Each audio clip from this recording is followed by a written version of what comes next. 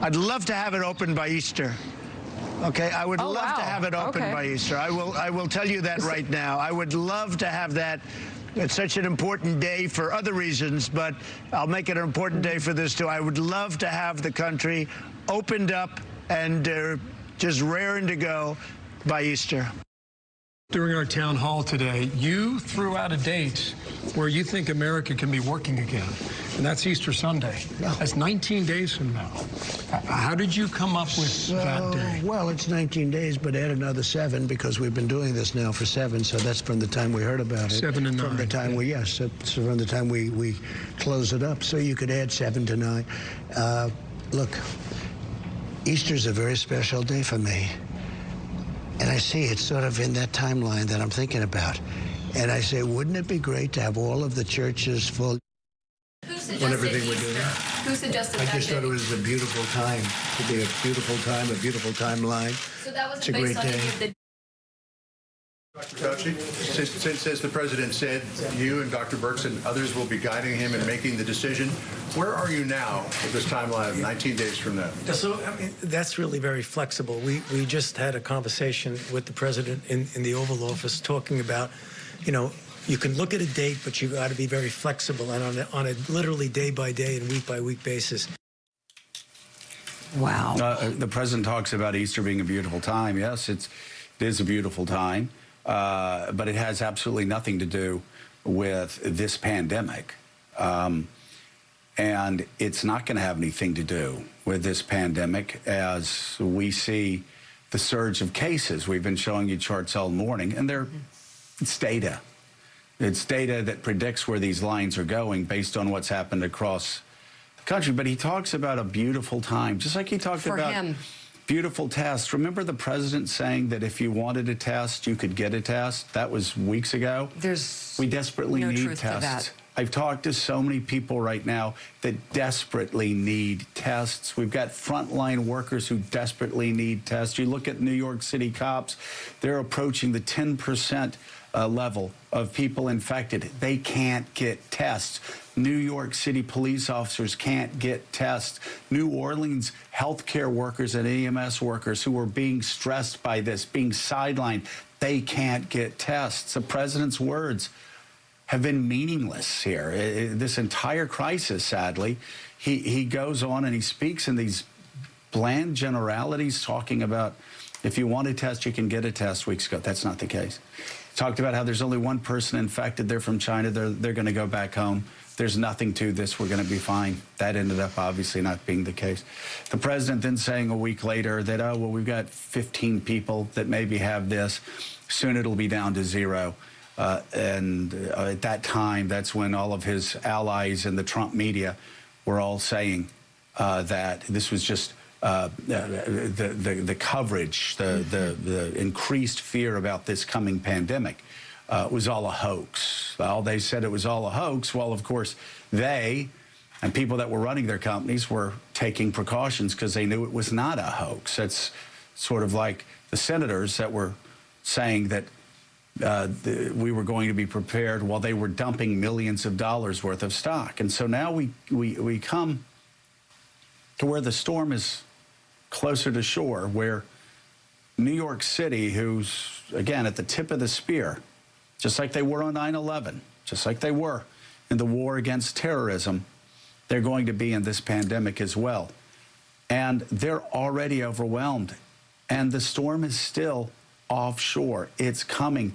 And Mika, for the president to talk about a beautiful time blandly, what he does, and I know we talked about this yesterday after he said it, I said, that timeline, don't even pay attention to that timeline because people won't be going back to work en masse at that time because we're going to be experiencing the horrors of what's happening in New York and across other affected areas. The problem is, as he's done from the beginning, the president is sending a message to his supporters, people who listen to him, that it's okay for them to go to beaches. It's okay for them to hang out on boats on sandbars and congregate together in the hundreds. It's okay for them to golf. You check across Florida, tee times are actually tighter, I've been told by several friends, than ever before. People are actually complaining.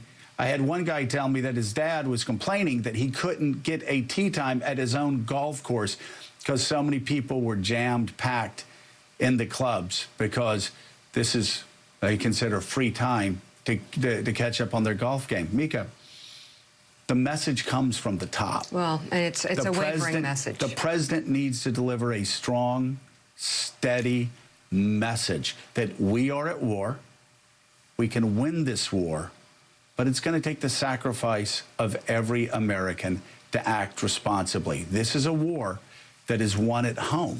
The wavering at the top will end up in lives being lost. I mean, we had the president in the course of 5 minutes talking to the American people, talking about being open by Easter and why that's a fun day for him.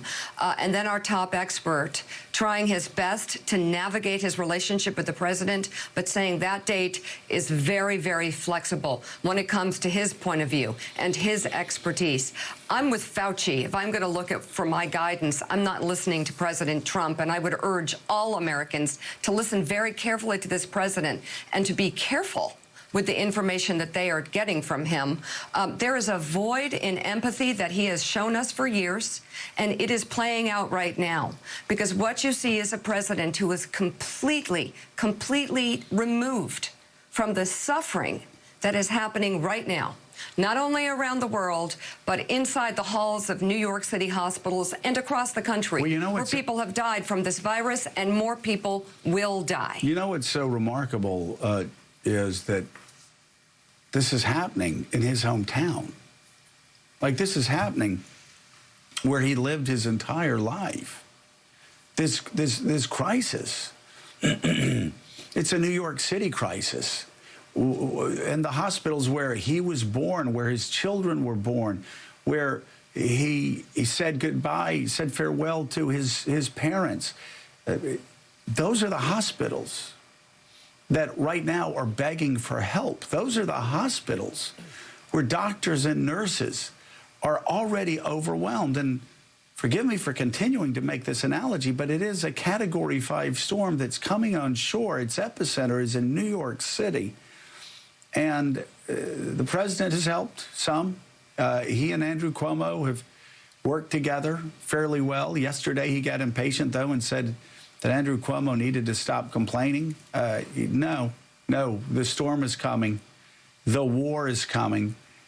And the federal government needs to engage like it has never engaged in a healthcare crisis. Jonathan Lemire is still with us. He's White House reporter for the Associated Press. Joining the conversation, Republican strategist and MSNBC political analyst Susan Del Percio, former U.S. Senator, now on NBC News, and MSNBC political analyst Claire McCaskill, and at the White House correspondent for PBS NewsHour, Yamiche Alcindor. So, good to have you all on board. Susan Del Percio, you have been around New York leaders.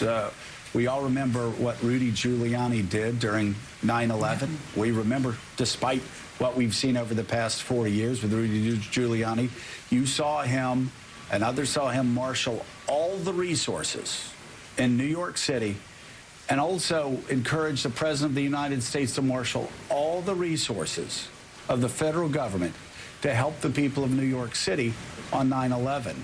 How far are we from that moment right now with this president? It's night and day, Joe. And one thing that we saw was Mayor Giuliani was looking to coordinate efforts. He had a partner to do that with the federal government.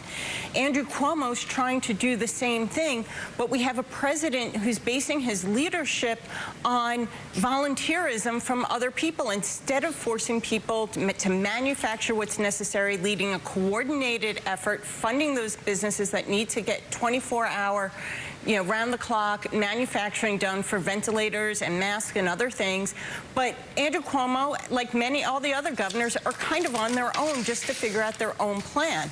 What was interesting about Andrew Cuomo was at least he reached out to other neighboring governors, and they're trying to work together. But not having a partner in the federal government is a disaster. And you use the term Category 5 storm, which I completely agree with. And it made me think of another storm we had in New York, which was Superstorm Sandy. And when that happened, we saw hospitals having to close, to evacuate patients. Well, this is going to be something that will affect not just a few hospitals, but all of those hospitals. Joe, we keep talking about people needing to be tested, which I think is right. But in 2 to 3 weeks, people are going to be needing to enter hospitals, and they are going to be turned away. So the president's not going to be able to get up there and say, oh, well, we'll manufacture some more. No, people are going to be knocking at hospital doors and turned away and dying. And that's the message Andrew Cuomo is trying to present, as are many other governors. And the president is not hearing it. He wants to have a special day for himself and have government open. So, Claire McCaskill, one of my frustrations in this entire pandemic crisis and what many people consider to be a crisis of leadership has been that I fielded calls, it seems 24 hours a day, from people complaining about the president and his lack of leadership. And I've fielded these calls for 2 weeks now. And this is a 30,000 question from 30,000 feet. And my growing frustration is this. We are a constitutional republic. We have a Madisonian democracy. We have 3 equal, co-equal branches of power. Is there nothing that the Article 1 branch, is there nothing that Congress can do other than throw money at economic problems? Is there nothing Congress can do on its own to alleviate suffering of doctors and nurses and people on the front lines? I mean, we're not a dictatorship, and I'm not suggesting Donald Trump is acting like a dictator, but people are acting like he is. And it's like this country of 325 million people, our entire fate rests on what one man decides to do. And if he decides to act recklessly and irresponsibly, as he has at times during this crisis, then 2 million people are going to die. I refuse to believe in America that Congress can't do something about this on the healthcare side. What could you were there? What can Congress do? Well, the problem is, Joe, that what's needed here is, in fact, the executive power that the president has in our Constitution. He tries all the time to grab executive power that he doesn't have. And now here's a moment where his constitutional executive power should be utilized. And what you really see from Congress is the Republicans completely following whatever he does and saying it's perfect. You've seen a few senators say, wait a minute, we should not be letting the stock market dictate our healthcare response. But by and large, in fact, let's drill down a little bit what happened with his stimulus. Here's what happened with this stimulus package. Because Mitch McConnell got jammed on the last 2 bills that went through, he decided he would draft his own bill to reassert his power and try to jam it through with the Democrats in the Senate. That happened on Sunday. The Democrats said, wait a minute, this isn't right. We're not going to give you a $500 billion slush fund that lets the Secretary of the Treasury and therefore Donald Trump decide what companies get money, gets to hide it for 6 months, and allows them to give stock buybacks. We're not going to do that. We're not going to do this without more unemployment insurance. So what happens? Mitch brings it up again for a vote on Monday, and in this bizarre partisan exercise, knowing he didn't have the votes, tried to jam it again. Well, I got to tell you, one thing Congress did right this week was the Democrats said enough. We are not going to take a stimulus bill, and we can talk about paying for that later. Remember, that's all of our money they're spending. But, you know, they stopped it and then insisted that there be an inspector general looking over the slush fund, that there, in fact, cannot be stock buybacks with this money because there's going to be oversight from Congress, that, in fact, people will get 4 extra months of unemployment insurance, $600 increase, which is huge for people who are losing their jobs. So the Democrats did exactly what they should have done, and America probably will never understand how grateful they should be to Nancy Pelosi and Chuck Schumer, and especially those Democratic senators in tough states that stood strong, even while Mitch McConnell was screaming that this was partisan blocking an emergency, and got a bill done that we'll vote on today that will really make a difference. It is exactly what should have happened. And Mitch McConnell should be ashamed for trying to jam a partisan version of that was more corporate than worker. Well, it really was. And the fact that Mitch McConnell had the nerve to go on the Senate floor and scream at the top of his lungs about trying to push through a bill that would allow stock buybacks from the biggest multinational corporations on the planet who used all of their Trump tax cuts to buy back stocks, or the overwhelming majority of it, is really, it's really very sad at this moment. And Mika, the same thing with that slush fund, a $500 billion slush fund that he was going to give to Donald Trump to pass the money around any way he liked. We know how that would have ended. Now, because actually some people held the line, we're going to have 5 people overlooking it.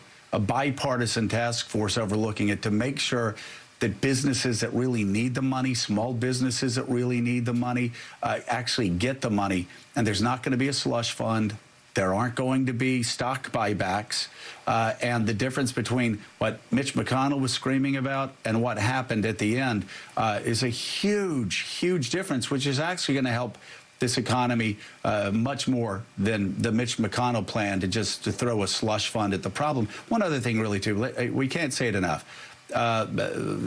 Republicans like Liz Cheney come out and said what we've been saying here, which is the economic crisis continues as long as there's a health care crisis. You can't rush a pandemic. A pandemic has its own timeline. Your job is to shorten that timeline, get past it, and then start working. Start working on getting people back to work. Yeah. Well, yesterday, we saw on stage at the coronavirus update, the president talking for quite some time about money and about the economy and about Easter. Then his top scientists, Dr. Birx and Dr. Fauci, talking for a very short period of time, trying to debunk his timeline without getting fired.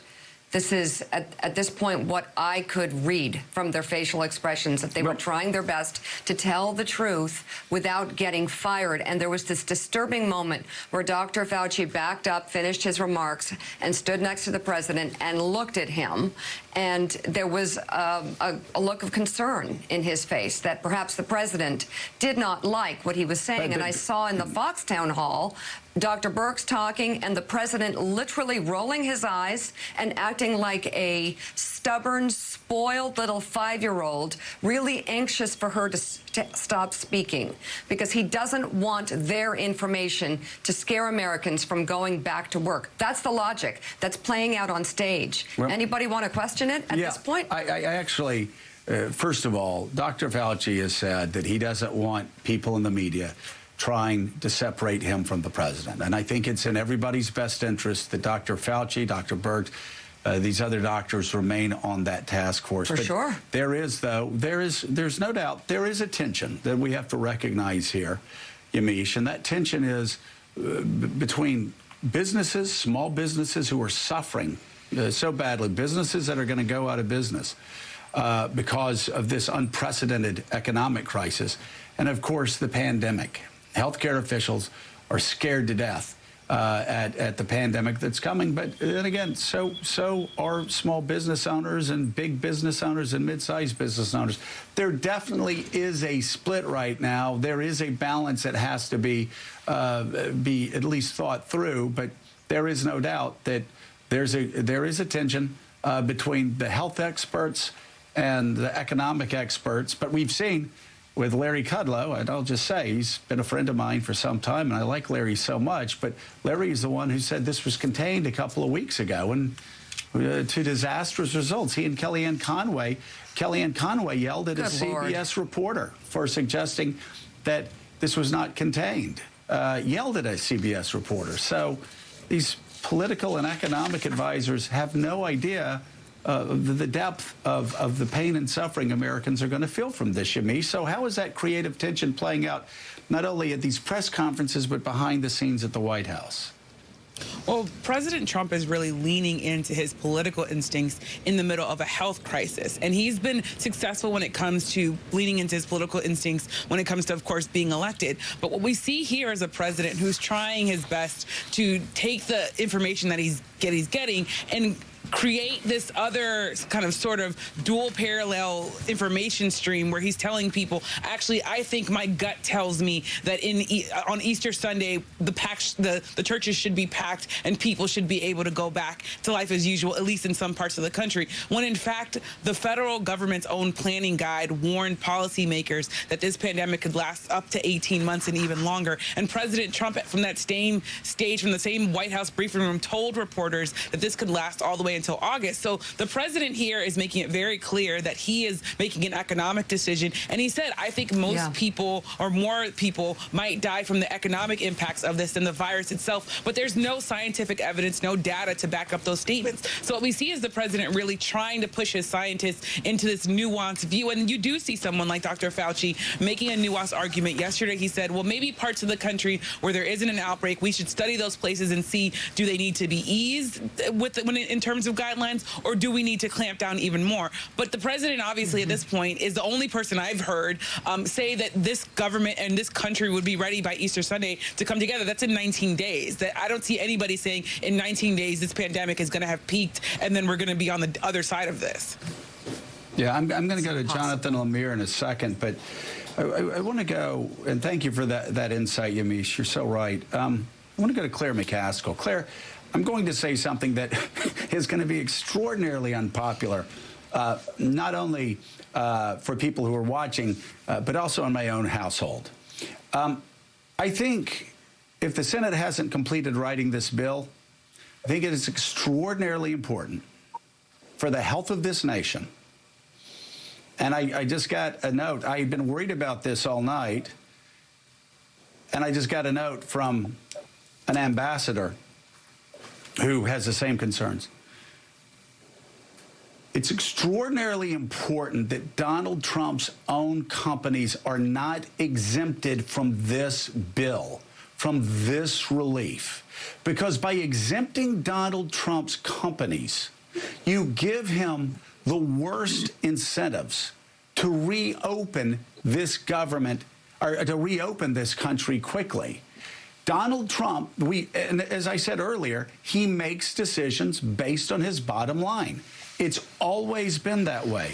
By exempting Donald Trump and his businesses from getting relief, what you are doing is you're actually encouraging him to make rash decisions that are going to hurt America. And since we have a 5-person panel to make sure that this isn't a slush fund, don't you think the wisest move, the most prudent move, and yes, I will say this, the fairest move that the Senate can make is to let Donald Trump and his companies get the same relief that every other business in their position will be getting. And the same holds true for the senators, for the congressmen and women, and for other leaders. They should be treated no better than everybody else, but should be treated the same as every other business owner.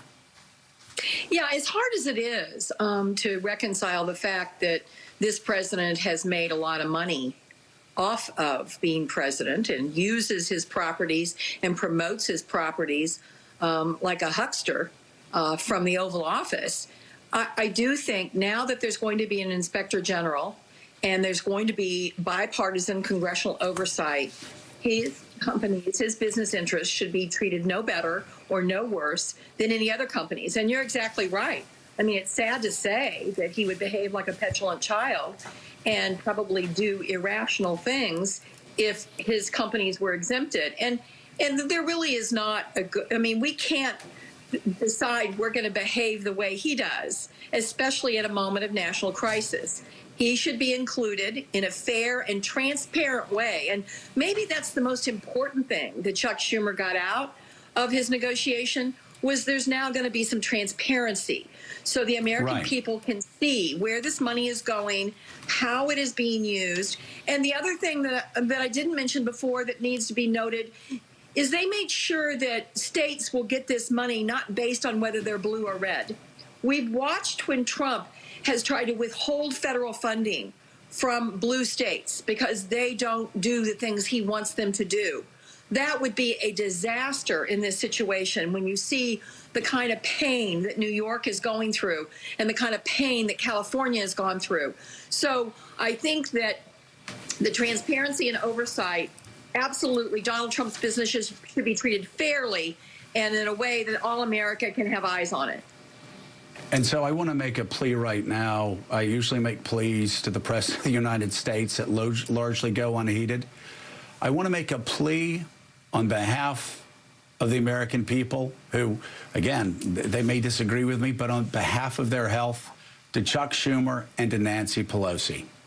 Now that there is transparency, now that you have an inspector general and other people that you're going to help appoint to oversee this, I think it's very important that you allow Donald Trump's companies, the companies of senators, the companies of members of Congress, to be able to be treated no better or no worse than every other small, mid-size, or large business in America. I understand the instincts of putting this provision in, but for the public health of this country. And so the president's only incentive in his mind will be making Americans safe and healthy. You need to strip that provision out and treat the president no better or no worse than everybody else. And yes, I understand. I can hear it already. I hear what you're saying. Isn't it sad? Isn't it terrible that we have a president that's this way? Well, I had a law professor that said you have is and you have ought. What is the law? What ought the law be? We're at the is here. What is our reality? Our reality is that the president is the president. Donald Trump is the president. And it's critical that his only incentive is getting Americans healthy. And you can help move him closer to that side of that line by stripping out that provision and putting in a provision that treats him and other elected officials no better or no worse than every other business owner in America.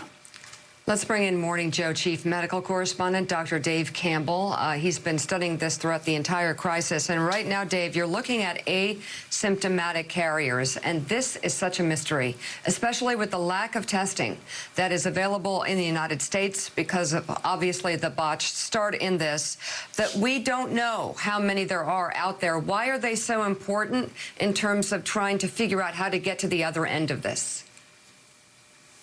Mika, it was about a month or two ago that the World Health Organization and a China mission came out with a report that suggested it's very rare for those with infections to be asymptomatic. More recently, out of Iceland, a country that has tested a higher proportion of its inhabitants than any other country in the world, found that one half of those that were tested to be positive were asymptomatic. The problem is, if you aren't testing as many people as possible, there will be a large pool of people, like in the United States, like in New York, who are asymptomatic, who are contagious. Dr. Aylward just told us that you can have a mild disease, maybe a fever, the fever goes away, you haven't been tested, but you're still contagious. So it's this infective nature of this virus that needs to be tested, widely tested. And I think we're hearing that through most of the experts that are talking. Flies in the face of what the recommendations are right now, that you have to be sick to be tested. It makes no sense to me, quite frankly. It's like Senator Rand Paul walking around Capitol Hill with no symptoms, but with the coronavirus and tested positive. Mika, as we've said before, if those guidelines had been in place Every senator right now, Mika, would be tested. Would be infected. Yeah, yeah. And still could be, a lot of them. Dr. Dave, there's a growing number, or it seems to be a surprising number, although I'm reading anecdotal cases around the country of young people who require medical care for the coronavirus. Because the overall thought, I guess, when this crisis first started to peak, was that young people were somewhat immune from having symptoms. Yeah, Mika, it's no longer anecdotal. The reports are out that show that 1 out of 5 people from 20 to, I think it was 44, in the hospital are positive. So if you look at the entire pool of those that are infected, a surprising number are in the hospital. 1 in 10 of those younger age groups are in the ICU. So this virus, it doesn't discriminate between age. It inflames and damages the lung tissue.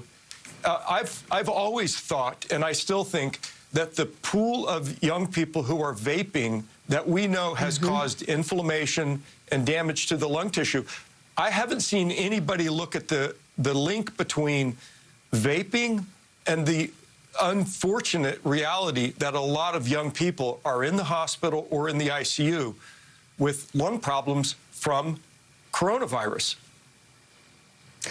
Dr. Dave Campbell, thank you very much. We'll be talking, of course, with you again tomorrow. So we've been talking about New York Governor Andrew Cuomo's pleas for medical supplies as both local and hospital officials around the country are clamoring for the distribution of vital medical resources to frontline medical providers that will literally make the difference between life and death. Joining us now, Associate Professor at the Columbia University Business School and an expert on hospital operations management, Carrie Chan. Also with us, member of the Armed Services and Homeland Security Committees, Democratic Congresswoman Elissa Slotkin of Michigan. Thank you both for joining us this morning. Congresswoman Slotkin, I guess, first of all, what's the word from the front lines in your district and how they're doing in the fight against this virus? Yeah, I would say we are hearing a pretty strong cry from our healthcare workers, our first responders, that they just do not have the personal protective equipment that they need to keep themselves safe and to keep themselves on the front lines.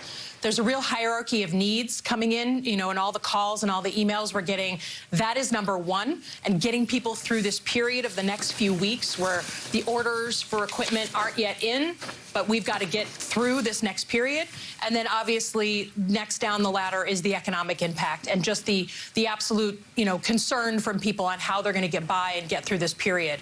That's what we're hearing, and we hear pretty amazing stories of the folks who are sharing masks, you know, nurses who are sharing masks, people who don't feel like they have the equipment they need and are coming home to their families. So I think it's important to think about this as sort of a different type of conflict. And the people on the front lines are very different than the conflict we're used to. We need to recognize that and treat them the same way we would treat our frontline active duty military in a different conflict. Jonathan Lemire. Carrie, my question for you is, we've talked a lot about the plight of the situation in New York City and how things are going to only get worse. In fact, we had a lengthy discussion about the situation in New York last block. And I'll point out, minutes later, the president tweeted a defense of his handling of the city, of his situation here. We saw that Governor Cuomo yesterday at the Javits Center, which is a convention center that they're turning into a makeshift hospital. Can you sort of address, this is your area of expertise, how quickly can that be turned into something that can actually help patients? How thorough is the treatment there? Will that be to just sort of handle the other patients and so the hospitals can focus on coronavirus? What's your sense of what actually can go on in what is legitimately a massive space, but how useful will it be? Right. So I think that this expansion is certainly going to help New York City. We are going to be able to treat patients separate from the COVID disease. And so this is going to help alleviate some of the strain on our hospitals in the city. Unfortunately, as we know, the city's hospital systems are already very strained. And so while this is going to help, you know, we need to do more to continue to enable our frontline providers to give care and also to put them in a position where they are not overwhelmed and they are able to have the resources available to treat their patients.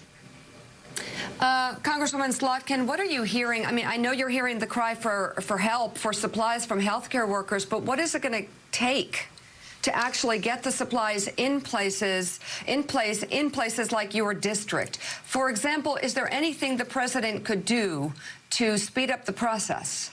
Sure. I mean, I just co-authored a bill that we dropped yesterday that basically tries to force the president to implement the authorities he has under the Defense Production Act. He's announced it. The FEMA director has made some remarks about how they're using it, and then he's contradicted.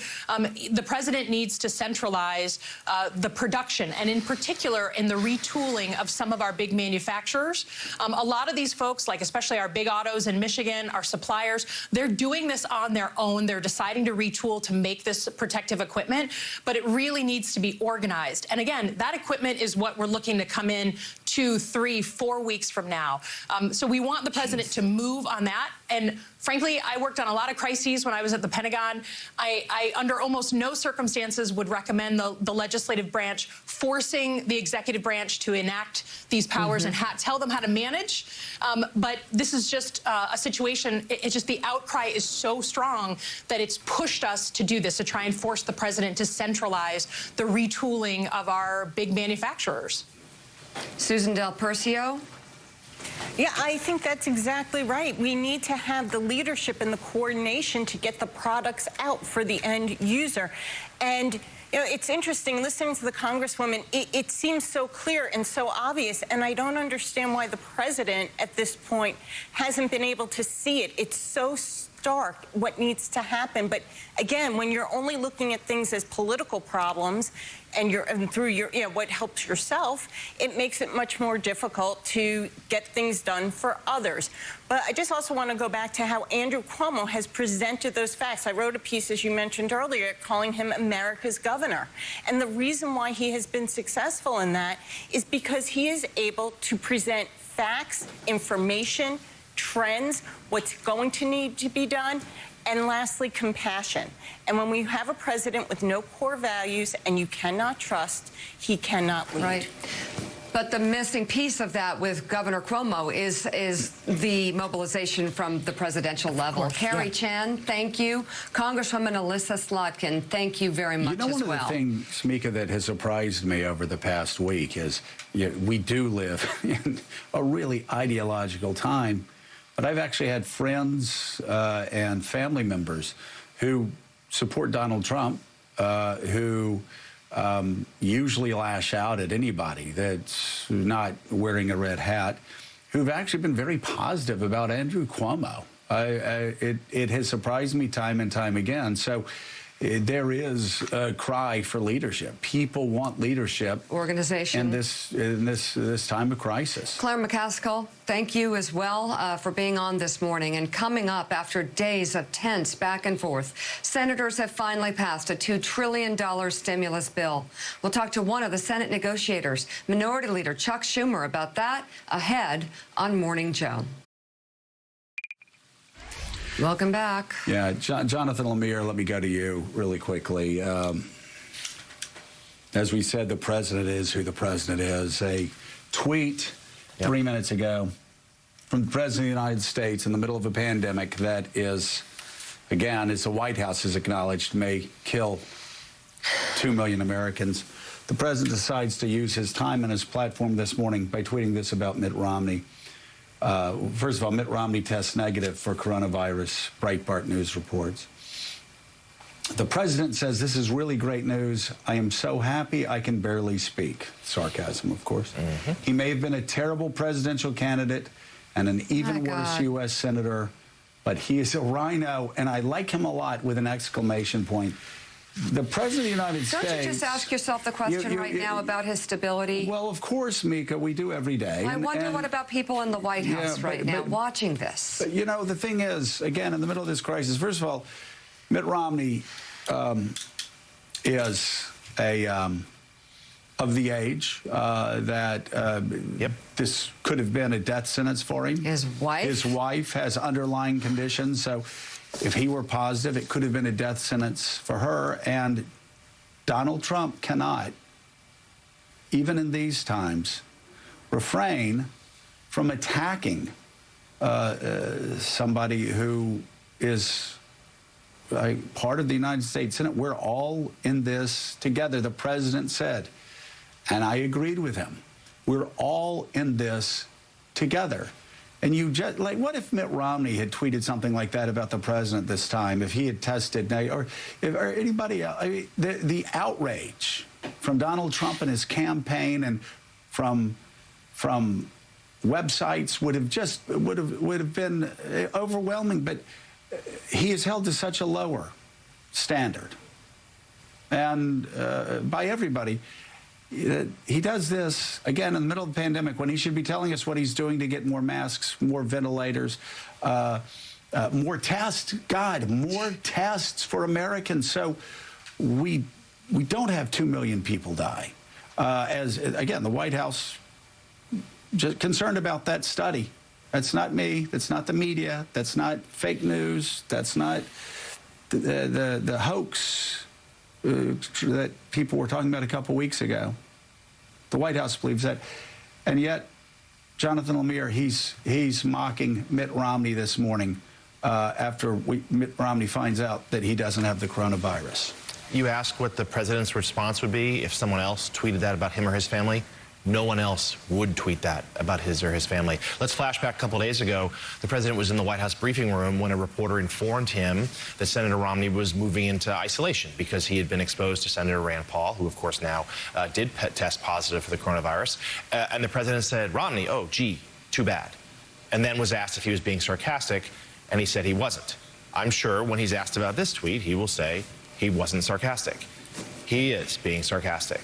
And it is, as to your point, it is to your point that is what he is doing right now at 7:40-ish in the morning during the height of this pandemic, when he is claiming that the American public can largely return to their normal lives in 2.5 weeks for Easter Sunday and pack the pews, even though that goes against what every health expert and most governors are saying they want to see happen. This is a president who, you point out, might be motivated by financial concerns about his businesses, but is also, more than anything, is concerned about his reelection. And that is informing every decision he is making, is he wants things, and that includes the economy, to, quote, go back to normal so he can get back to running the campaign he wants to run against Joe Biden, to be out there holding his rallies to secure another 4 years in office. That is fueling everything he is doing. There is no doubt that if a CEO put out a tweet like that this morning, they would be considered unfit to run a corporation. If a school teacher put out a tweet like that this morning, they would be considered unfit to run a classroom. In fact, if any American put out a tweet like that, with this type of crisis weighing down on them, they would be considered to be unfit. And so, again, I don't understand with the responsibility, Susan Del Percio, that this president has upon his shoulders with his plea, as he was reading the teleprompter, that with this pandemic, we are all in it together. With his White House acknowledging the possibility that up to 2 million people could die from the coronavirus, most of them senior citizens. That's right. And if he thinks this is going to distract us from the fact that he screwed up on masks, he screwed up on testing, he screwed up on ventilators, he screwed up on preparation, it's not going to distract us. It's just going to draw attention to the fact that when he does things like this, he looks unfit for the job. I'm sorry, Susan, go ahead. Oh, no, I was just going to respond. You said a key thing there. When he was reading from the teleprompter, that's what his people are telling him to read. And when he's on his own, this is what he thinks and how he processes things, and it's all about him and people he deems his enemies. And I'd just like to say, and I'm paraphrasing this, Mitt Romney went out on his tweet, not only saying that, you know, I'm negative for coronavirus, but I am staying in a self-quarantine in an abundance of caution, which is exactly the responsible thing we should be talking about. That's what leadership is, and I just keep going back to it. Donald Trump is not offering this country what it needs at its being, and that's leadership. Speaking of leadership, across the country, local officials are taking matters into their own hands to help stop the spread of coronavirus. Last night, the city of Miami ordered all residents to shelter in place and remain at home until further notice. A stay-at-home order was also issued in Orange County, Florida, which includes Orlando and begins tomorrow. In Washington, D.C., all non-essential businesses have been ordered to close until April 24th. Charleston has become the first city in South Carolina to issue a stay-at-home order, and the entire state of Vermont will be under a stay-at-home order starting at 5 p.m. today. The governor says it will last until April 15th. And Jonathan Lemire, as you said before, the president can say whatever he wants to say, and I think he does understand this about opening up by Easter, but he understands that won't stop states and localities from doing their best to protect their people, to protect their senior citizens with these sort of stay-at-home orders, which, again, as this crisis spreads across the United States, when the storm comes on shore fully, we're going to be seeing this happening across the nation. And I wonder if the president really is going to be one of the only leaders, the president being one of the only leaders, to suggest people go back out to restaurants, go back out to bowling alleys, go back out to theaters and start spending money again. He's one of the very, very few voices to suggest that now. And from the beginning, he has tried to put the onus on states to handle this crisis, that they're responsible for getting their own medical equipment. That's why he hasn't fully enforced the Defense Protection Act, is that he is not exhibiting a national guidelines. He's not advocating national standards outside of this one 15-day trial period. And it's going to be up to the individual governors. And I think what we're going to see here is an attempt to isolate the hot spots, which, mind you, are also, to this point, largely in coastal blue states. Now, that could change. We've discussed Florida, according to a lot of health experts, looks like to be the next epicenter of this outbreak. But this is, we're going to see individual governors have to step up and show leadership for their own citizens, because the president is going to be urging across the nation for people to go back to work, to go to church, to start their lives again come Easter. And a lot of governors are simply going to have to say no, and that will test the relationship between the federal government and the states. Will the White House, will that impact what sort of federal assistance is delivered to these states, especially those who have governors who defy what the president wants? It's quite unbelievable. Unbelievable. Mika, we're talking about hotspots here. Yeah.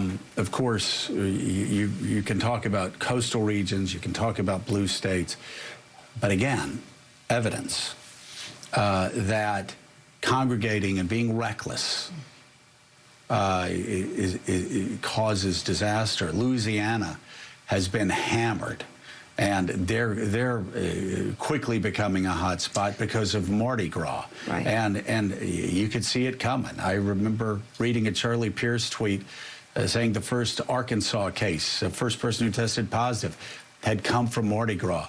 There's no telling the damage that festival did in spreading this virus. And right now, there is a real crisis brewing in the city of New Orleans and across that state. Well, the coronavirus cases have spread faster in the first 2 weeks of the state's outbreak than it has in any other state or even country.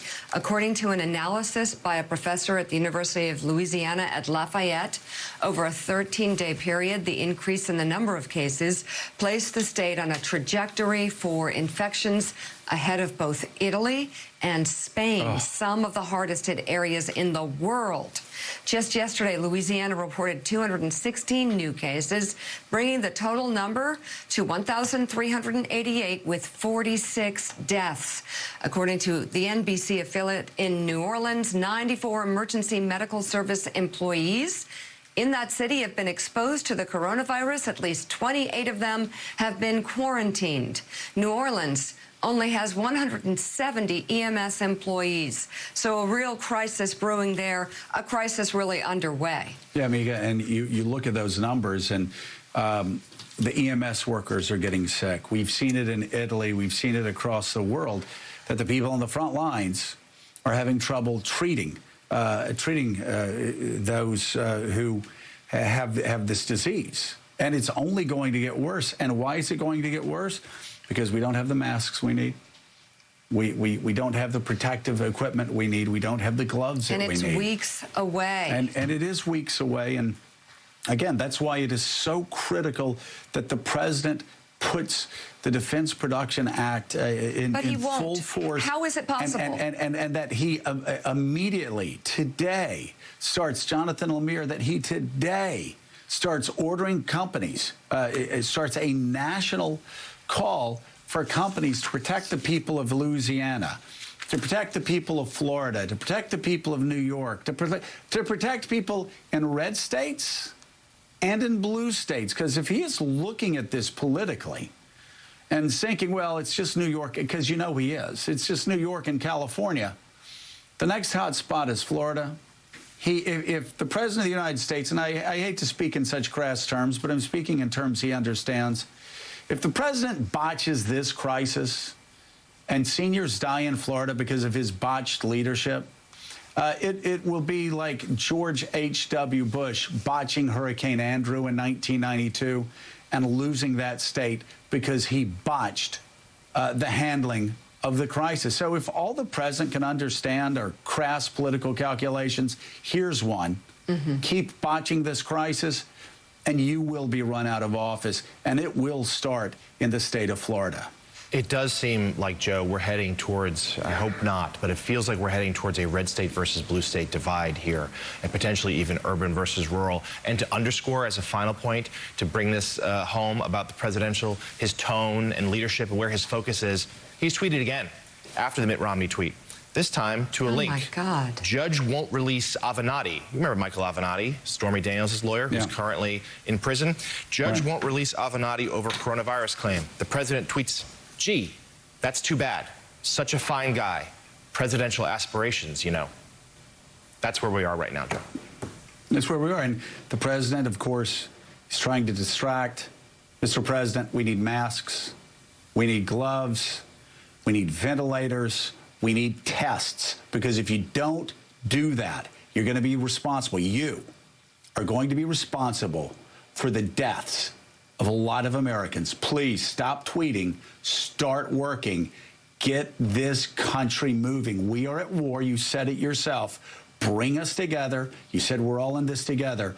It starts with you. Coming up, Senator Chuck Schumer will be joining us. We'll be right back.